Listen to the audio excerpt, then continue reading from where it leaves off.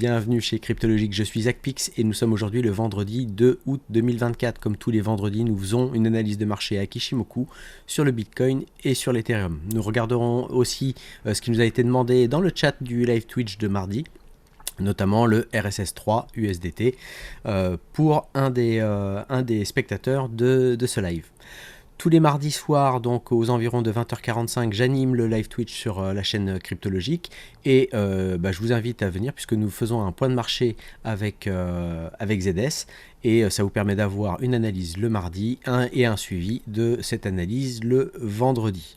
On va voir ensemble comment se comporte le marché avec un marché traditionnel qui aujourd'hui, notamment au niveau du Nasdaq, se casse quand même la figure suite à l'annonce effectivement de la Fed sur les baisses de taux, donc qui n'auront toujours pas lieu. Donc on verra maintenant d'ici certainement le mois de septembre. Et des annonces aujourd'hui qui devraient avoir lieu sur le marché de l'emploi américain. Donc on verra comment ça se comportera au niveau du Bitcoin qui lui a bien retracé après avoir atteint ses 70 000 $. Si vous aimez cette analyse, je vous invite à vous abonner à la chaîne YouTube, ça nous aide énormément sur la chaîne, donc il vous suffit de vous abonner, de cocher la petite cloche pour être notifié de toutes mes analyses chaque vendredi. Et n'hésitez pas aussi à nous laisser un commentaire si vous aimez et une alt que vous souhaiteriez que j'analyse vendredi de la semaine prochaine. Donc on va passer ensemble sur le Bitcoin. Alors le Bitcoin sur notre tendance weekly, donc juste pour faire un petit rappel, donc voilà, on avait tracé cette fluctuation là avec une possibilité de retour en zone d'équilibre dans cette zone-ci, donc là avec la 4N qui avait été atteinte juste à la fin du temps 3, et j'ai aussi celle-ci qui nous emmène un petit peu plus loin sur la zone de retour à l'équilibre qui pourrait nous emmener jusqu'au 30 juin 2025, donc c'est quand même très très loin, en sachant qu'un marché peut repartir à la hausse bien avant cette zone de retour à l'équilibre et de ce temps à retour à l'équilibre qui s'étend du 9 septembre 2024 jusqu'au 30 juin 2025 pour vraiment la fluctuation la plus longue. Donc ce que l'on aimerait voir ici, c'est marquer un point bas. Pour l'instant, on a fait une grande latérisation, on est revenu en support sur la Kijun, on est reparti pour chercher une partie haute du range, mais on est toujours ici sur une partie haute sur laquelle les vendeurs ici se manifestent, ou en tout cas il n'y a plus suffisamment de demande pour faire monter le prix. Donc on avait d'ailleurs cette bougie ici d'indécision, ce doji en weekly qui avait été très marqué. Donc on revient actuellement sur le niveau de Tenkan et à voir si ce prix pourrait dans un premier temps tenir ou si on va revenir dans un deuxième temps sur le niveau de la Kijun. On voit que ici vous avez les lignes correctrices donc pour ce retour à l'équilibre et que pour l'instant on ne clôture pas réellement au-dessus. Donc on est toujours dans cette tendance à la latéraliser, mais également à quand même une possibilité baissière qui pourrait se confirmer. Donc on va voir ensemble ensuite sur les plus petites unités de temps ce qui va se dérouler. Donc ça c'était sur une fluctuation plus courte, on était voilà sur le déroulement en fait de la troisième vague qu'on pouvait aussi étudier et sur un retour à l'équilibre. On va pas le prendre en compte, on va descendre en daily pour voir ce qui se passe et on va retrouver ici notre fluctuation et ce dont on a parlé mardi dernier. Hop, je vais cacher ceci. Voilà, donc on avait cette fluctuation ici baissière sur laquelle on avait atteint la target N qui a donné naissance en fait à un possible retour donc en zone d'équilibre mais que l'on a complètement enfoncé et on est plutôt dans cette fluctuation-ci. Donc hop, on va faire pareil, on va la matérialiser comme ceci. Voilà, donc cette ABC qui nous a fait un retour ici sur la target S. Donc plutôt propre. Maintenant là où il faut se méfier, c'est que on peut effectivement retracer, revenir dans une zone d'équilibre qui pourrait être aux alentours, et pour l'instant c'est tenu sur le retour sur la Kijun et SSB. qui peut faire office de support. S'il y a effectivement une reprise des acheteurs sur ces niveaux-là, donc on va dire que la mèche que l'on a eue ici en daily sur la journée d'hier a été intéressante, mais qu'aujourd'hui on est reparti de nouveau à la baisse, donc à voir si on va retester ce niveau, si on va aller vraiment chercher le niveau de Kijun au niveau des 62 000 pour la travailler. Donc c'est à dire qu'on peut mécher, il faudra qu'on clôture tout de même plutôt au-dessus, à voir si on clôture en dessous et qu'ensuite on a une bougie qui vient reprendre la hausse et avaler cette bougie baissière. Donc la journée d'aujourd'hui va être intéressante. En bougie weekly, ce niveau correspond aussi à la Tenkan, donc voilà sur le niveau sur lequel on pourrait venir chercher, et sinon le niveau des 58 000. La SSB, elle, se situe beaucoup plus aux alentours des 49 000 dollars. Et comme vous le voyez, et on en a parlé aussi avec ZS, on a une zone de fort échange de volume, donc une acceptation de prix à ce niveau-là, qui se situait aux alentours des 44 000. D'accord ? Donc voilà pour le Bitcoin là ici sur le daily. Donc ce qu'on va regarder, c'est quelles possibilités on peut avoir, puisqu'on peut être désormais sous l'influence de cette vague baissière en daily. Donc ce qui pourrait nous donner ce schéma-ci. Donc on va marquer aussi cette fluctuation pour que vous puissiez bien la voir. Donc cette A, B, C, et on va voir comment se déroule cette baisse pour voir les targets que l'on pourra aller chercher, avec une première target à 55 402, une seconde target à 51 568 pour la target N, et la V à 36 891. Donc ce qui paraît très éloigné, puisqu'on avait des niveaux d'acceptation de prix et de fort volume aux alentours des 44 000. Donc nous dirigeons-nous vers les 44 000. Donc ici sur le daily, on voit que donc on est pour l'instant en support de la Kijun et de la SSB. On a une SSB qui est quand même à la baisse, donc en fait on a un début de divergence en fait au niveau des lignes. On a la SSB qui continue de baisser, même si on a un Kumo ici haussier. Il va falloir se méfier, puisque d'ici quelques jours, d'ici mardi, on pourrait avoir une influence de la Tenkan du coup à la baisse, ce qui nous ferait croiser un Kinkoyo dans le sens de la baisse. Alors le point intéressant, c'est qu'on a quand même ici notre Shinku qui est toujours au-dessus des prix, qui peut baisser jusqu'à ces niveaux-là pour marquer éventuellement un support. Donc on peut aller rechercher ces prix-là, et on voudrait avoir un rebond du prix sur le niveau des 59 000. Si vraiment on baissait, on pourrait mécher jusqu'aux 59 000 ou même jusqu'aux 58 000 sans changer forcément la tendance de reprise potentiellement haussière. Donc ce qui va être intéressant pour suivre en fait les possibilités du prix du Bitcoin, eh bien ça va être d'étudier en fait ce qui va se dérouler sur ces premières bougies qui développent la vague 3 de notre vague 1, 2. Donc là on est sur le début de la troisième, pour voir les targets que l'on va suivre.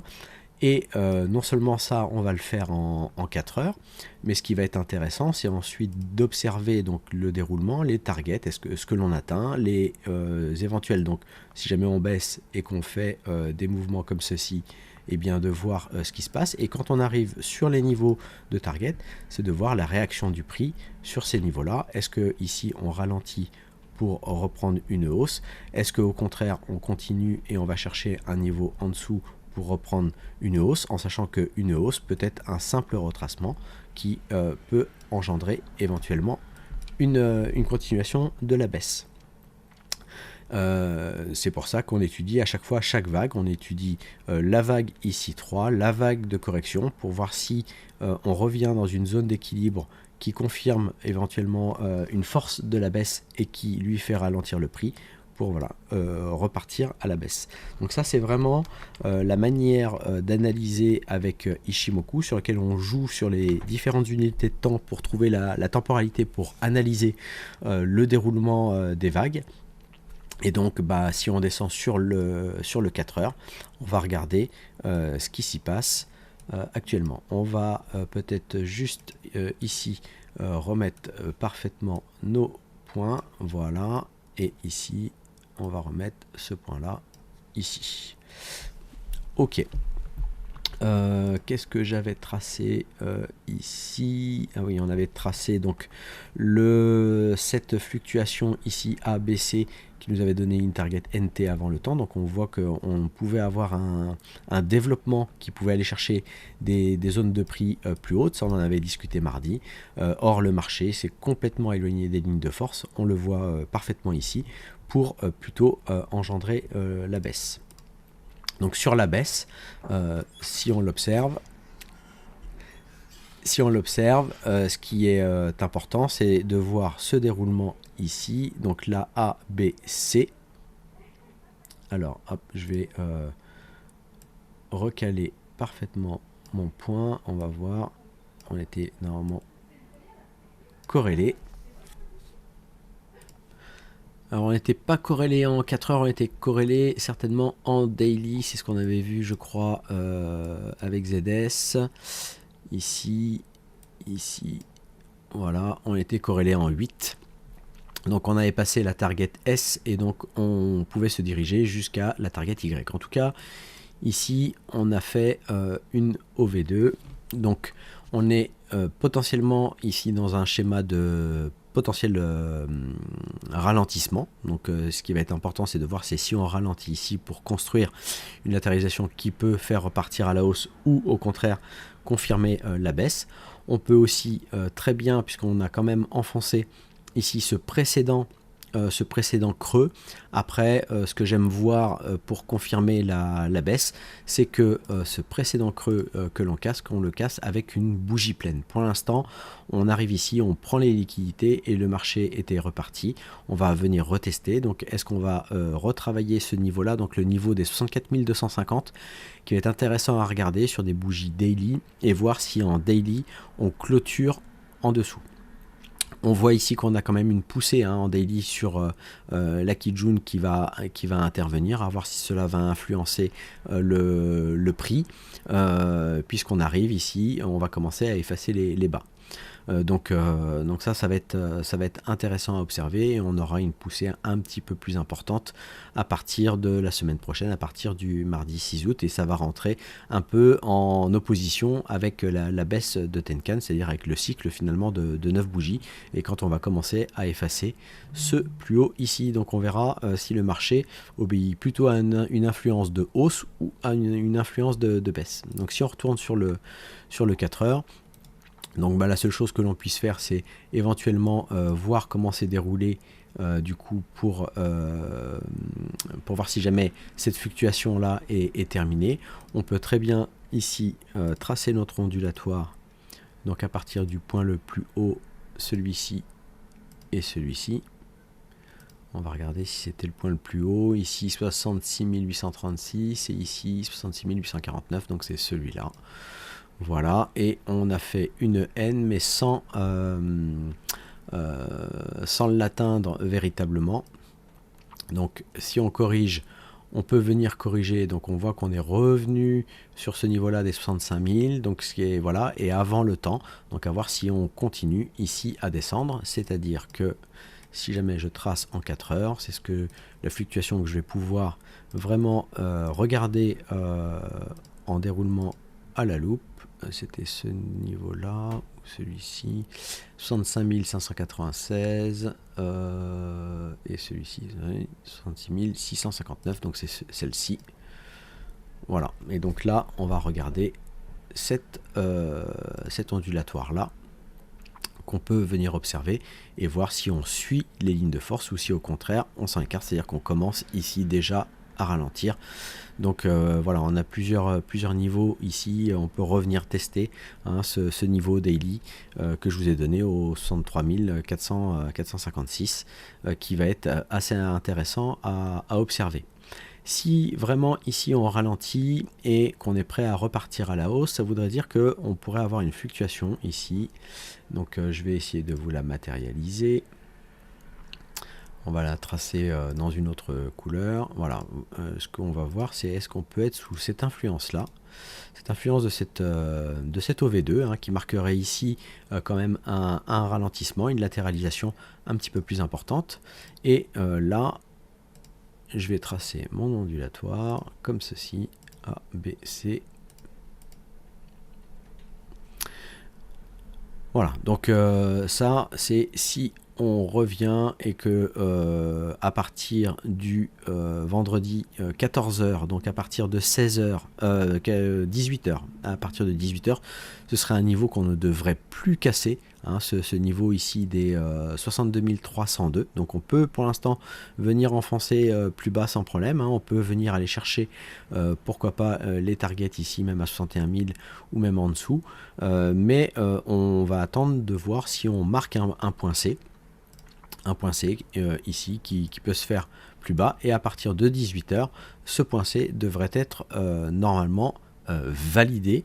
En tout cas, il serait valide pour tracer toujours notre fluctuation et suivre les lignes de force. Donc c'est là où en fait on adaptera notre fluctuation, c'est-à-dire celle-ci, voilà, celle-ci, pour venir la placer au niveau intéressant et suivre les lignes de force pour une potentielle remontée.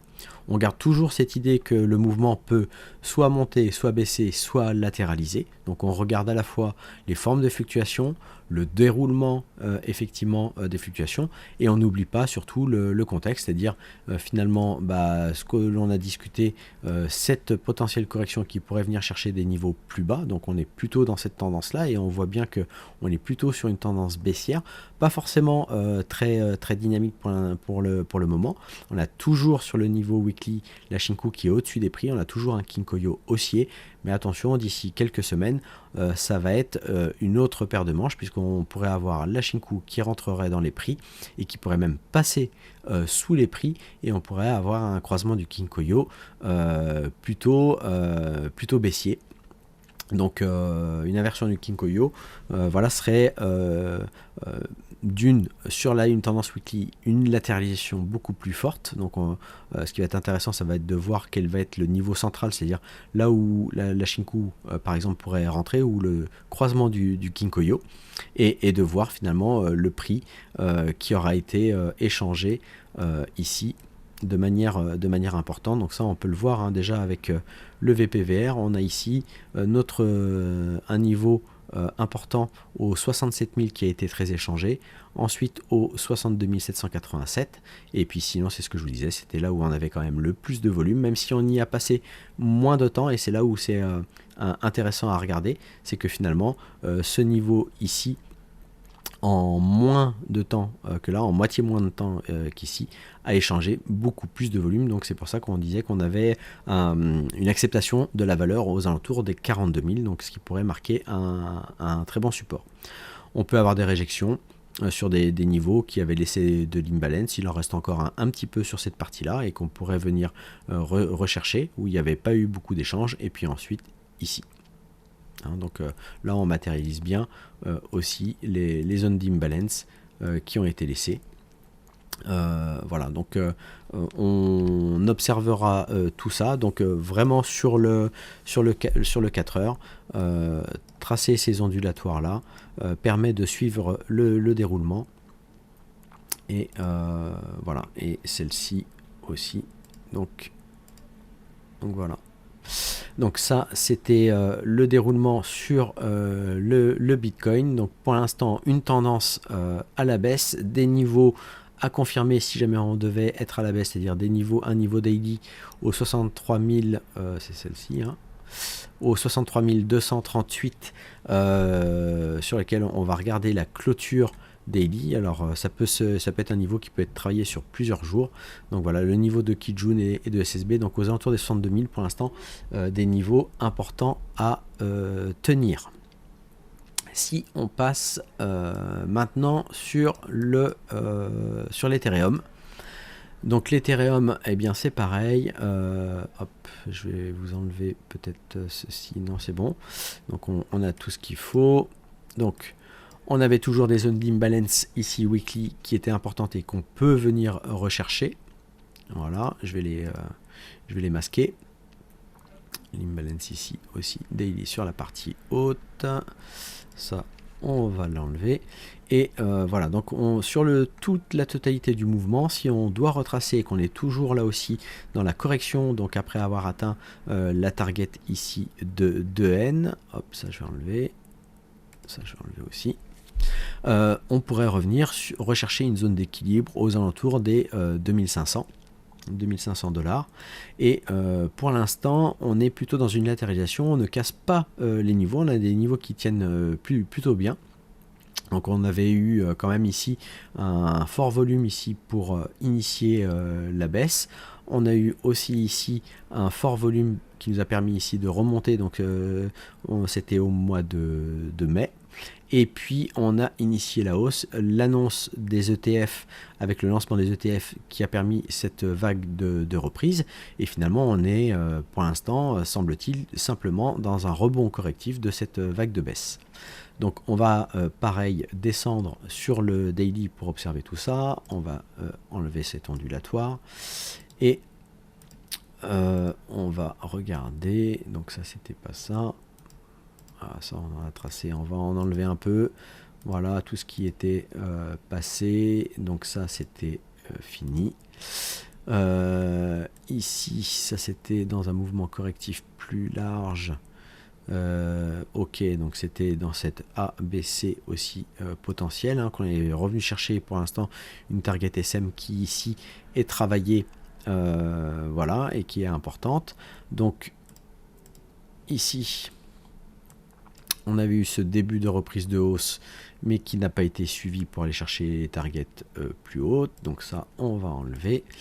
La fluctuation ici baissière sur laquelle on est venu faire une je me souviens plus ce qu'on a dit la semaine dernière, ce niveau là était à 2810, ici à 2817, donc ici on est dans une OV2, donc on a fait ici une target N.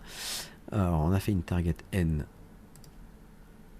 on était une, voilà, je dis une bêtise, on était dans une OV1 qui a fait une target N, et ici on peut potentiellement regarder donc sur ce déroulement là, qu'on peut être ici dans une OV2, voilà, parce que ici A, B, C, le point C est plus bas que le point A, donc c'est une OV2.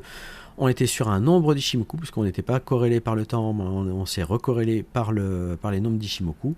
Pour faire une tendance à la hausse, on a dépassé la target SM, on a commencé à suivre ces lignes de force qui pouvaient aller chercher la S et la Y, mais on a quitté les lignes de force, donc on avait cette indication ici que l'influence haussière de cette vague là n'était plus, et on est potentiellement dans l'influence baissière de celle-ci, et donc c'est là où on va aller observer la baisse.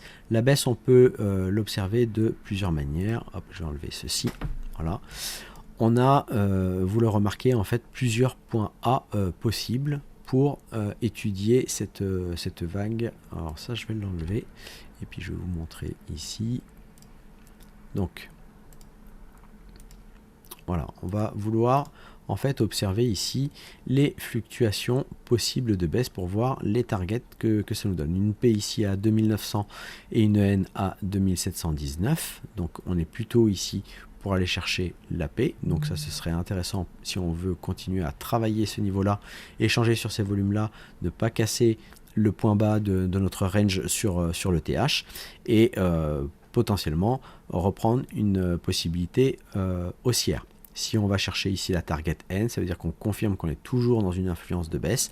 On peut aussi accélérer pour aller chercher des targets beaucoup plus basses, mais pour l'instant on se situe plutôt entre la P et la N au niveau des lignes de force. Donc ça c'est pour la fluctuation la plus courte qu'on regarde, et ensuite on a possibilité de travailler une fluctuation qui va être beaucoup plus beaucoup plus longue, avec un point beaucoup plus éloigné, et avec un horizon de temps du coup pour atteindre les targets beaucoup plus large, avec une target N qui pourrait se situer au 2395.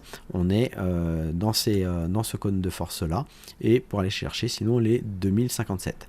Donc bien sûr c'est ce que le marché traditionnel va pouvoir éventuellement influencer sur le marché crypto. C'est aussi le Bitcoin qui pourrait influencer l'Ethereum, donc à voir comment il réagit, puisque sur l'Ethereum BTC, on a aussi enregistré une forte baisse de l'Ethereum comparé au BTC. Si maintenant on veut étudier le déroulement pour voir un petit peu comment se déroule cette vague 3, donc maintenant vous l'avez compris, vague 1, vague 2 et vague 3, on va étudier comment se déroule la baisse. On peut descendre sur le 4 heures, comme ceci, et on va pouvoir observer le déroulement. Donc ça je vais pouvoir l'enlever, on va pouvoir vérifier par rapport à cette fluctuation là, on va la tracer ici, on va la passer en blanc, voilà, on va la verrouiller et on va tracer notre ondulatoire comme ceci, voilà, et qui va nous donner des targets. Donc on voit que on a ici, on va vérifier, ici on a un plus bas à 3080,02, ici à 3087, donc on a bien fait un point ici plus bas, donc on valide pour l'instant quand même une tendance à la baisse, avec une target que l'on pourrait aller chercher à 2921 pour le moment, mais on voit qu'on est en retard par rapport aux lignes de force, donc on peut être aussi potentiellement dans cette influence de hausse. Donc sur le 4 heures, le scénario baissier serait que le prix accélère pour aller chercher la target ici à 2921, qui est la plus probable puisqu'on est dans le cône entre la P et la N, ou alors on commence déjà à subir une influence ici de la hausse, et on va regarder les temps. Donc les temps, on est bon, ici c'est le temps 4, donc il faudrait qu'on ne marque plus de points bas, il faudrait qu'on ne casse plus ce niveau ici des 3080, et il faudrait observer les lignes de force comme celle-ci,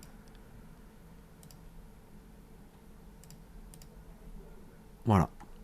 Donc ça c'est éventuellement si le prix sur Ethereum ne veut pas baisser plus, donc on ne casse pas les 3080,02 et on commence à suivre les lignes de force pour une tentative de reprise à la hausse. On regardera bien sûr, il faudra déjà passer le niveau de Tenkan 4 heures, il faudra passer notamment cette résistance à la target SM au 3238 qui correspond au niveau de Kijun, et aller chercher si possible une EY pour inverser la tendance et avoir une reprise haussière sur l'Ethereum sur du 4 heures. C'est-à-dire qu'ici on fait pour l'instant des creux de plus en plus bas, des sommets de plus en plus bas, et pour changer la tendance, il faudrait qu'on vienne casser ce sommet là pour avoir une reprise haussière. Pour l'instant, les lignes de l'Ichimoku nous indiquent en 4 heures la baisse, le Kinkoyo est baissier et la Shinku est sous les prix, et la Shinku va commencer à effacer les précédents sommets. Donc on va avoir une tendance à la baisse de la Kijun qui pourrait impulser voilà, un peu plus d'accélération sur le prix. Donc on va observer ce qui se fait ici sur les tendances en petite unité de temps. Et pour voir le déroulement, donc moi je reste principalement sur du 4 heures daily weekly pour une tendance long terme sur les cryptos, quand je vous les analyse. Voilà pour l'Ethereum. Donc pour l'instant l'Ethereum paraît tient un peu plus sur la partie de son range, mais attention, on est quand même dans la moitié basse de notre grand range que l'on a ici, et si je vous le matérialise même ici en weekly. Donc sur toute cette partie-là, on reste quand même pour l'instant, on a du mal à s'affranchir de la zone centrale. Et pareil, comme pour le Bitcoin, eh bien, il faudra faire attention puisque on va commencer, sauf si on l'a peut-être déjà fait, qu'on va regarder en effaçant ici. Voilà, on n'a pas encore une inversion du Kinkoyo. Donc on a pour l'instant un Kumo qui est toujours bien orienté, une Shinku qui est bien toujours au-dessus des prix, mais attention, les choses commencent à s'inverser. Donc voilà pour l'Ethereum. On nous a demandé donc lors du live Twitch le RSS 3. Alors je connais pas hein, le protocole, cette crypto. J'ai trouvé sur Mexc quelque chose où on avait le plus d'historique. On voit en fait le niveau, donc ça c'était je pense au listing, donc le niveau de bottom qui est à 0,05, qui est monté jusqu'à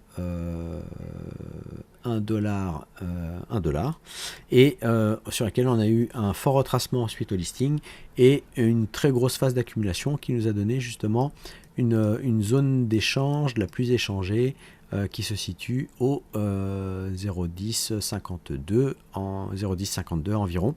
Donc est-ce que c'est un niveau qu'on va aller rechercher? Est-ce que c'est un niveau sur lequel le marché va réaccumuler? Donc voilà, méfiez-vous. Aujourd'hui sur les alts, on a quand même beaucoup de rouge et beaucoup de valeurs qui reviennent chercher des niveaux assez bas. Donc voilà, soyez prudents, et si vraiment on devait réinvestir sur des cryptos, sur des alts, ce que l'on aimerait voir, c'est revoir une phase d'accumulation, et si possible sur du weekly, ce serait plus solide. Donc voir une phase de latéralisation ici, avoir absorbé la phase de baisse. Attention finalement aux baisses que l'on pourrait avoir, aux influences de baisse que l'on pourrait avoir encore à partir du 9 septembre 2024 sur le RSS 3. Et ce que l'on aimerait voir, c'est que si la Kijun baisse, qu'on ait plutôt un prix qui vient finalement neutraliser ceci, reconstruire éventuellement une réaccumulation avant de pouvoir envisager une reprise de la hausse.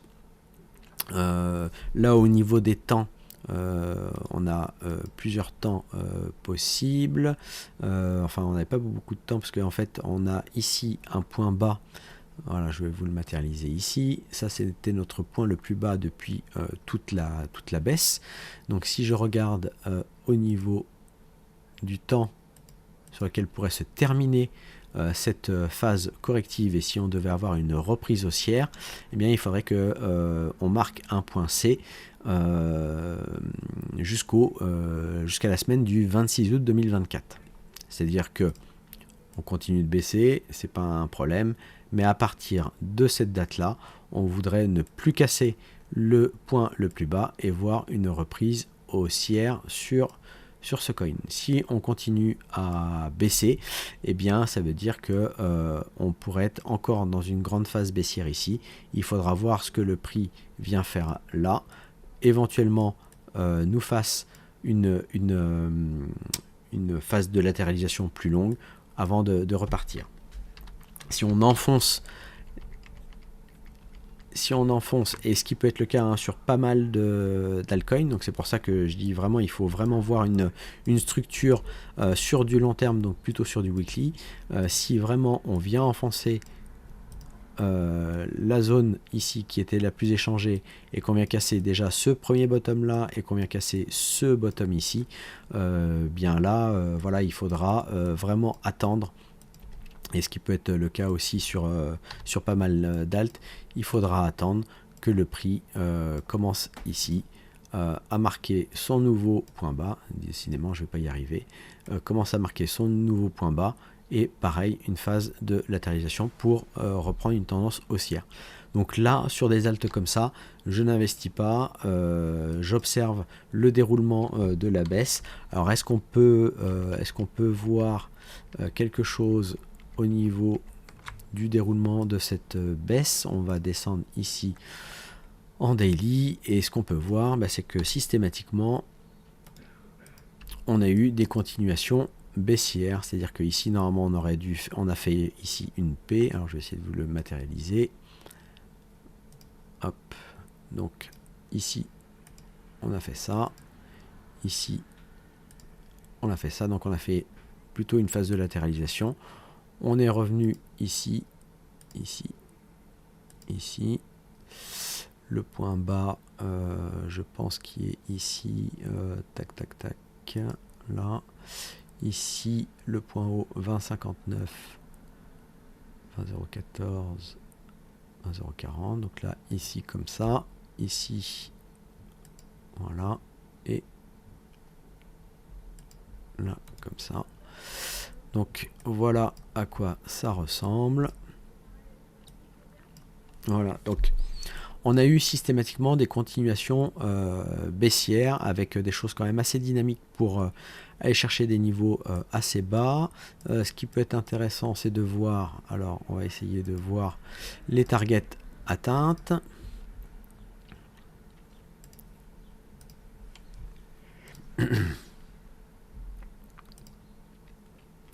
Donc ici, on va regarder ce que l'on avait fait.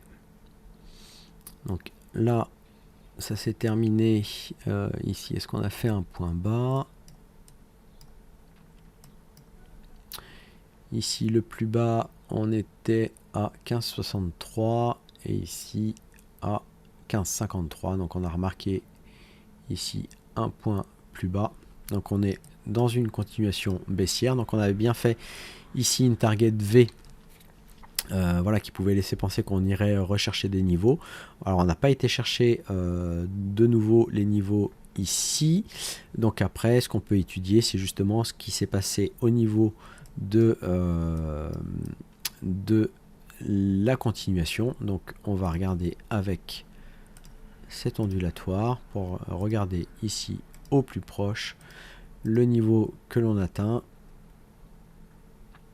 Et le point D, je pense que j'ai un point qui est loupé, ça va être celui-ci et celui-ci. Voilà, donc pour l'instant on est parti pour aller chercher la target Y, hein, donc on est parti pour aller chercher de nouveau les 10,57, donc on va revenir dans notre zone qui a été la plus échangée. Donc continuation baissière pour l'instant là-dessus. Si vous le regardez en daily, vous voyez qu'on a un Kumo qui est toujours baissier, le Kinkoyo est baissier, la Shinku est sous les prix, donc le daily vous dit que c'est baissier, le 4 heures vous dit que c'est baissier également. Donc voilà, donc sur le RSS 3 pour l'instant c'est pas une halte à accumuler. Et ça serait intéressant de le voir, à mon avis, plutôt en termes de semaine, plutôt qu'en termes de 4 heures ou daily pour ces mouvements. Donc voilà pour le RSS 3. C'est terminé pour cette analyse Ishimoku sur le Bitcoin et l'Ethereum et vos altes favorites. Je vous remercie de suivre cette chaîne YouTube et de vous abonner. Et puis je vous dis, moi, à mardi prochain pour le live Twitch, 20h45 avec ZS. Et je vous souhaite un très bon week-end. Ciao, ciao!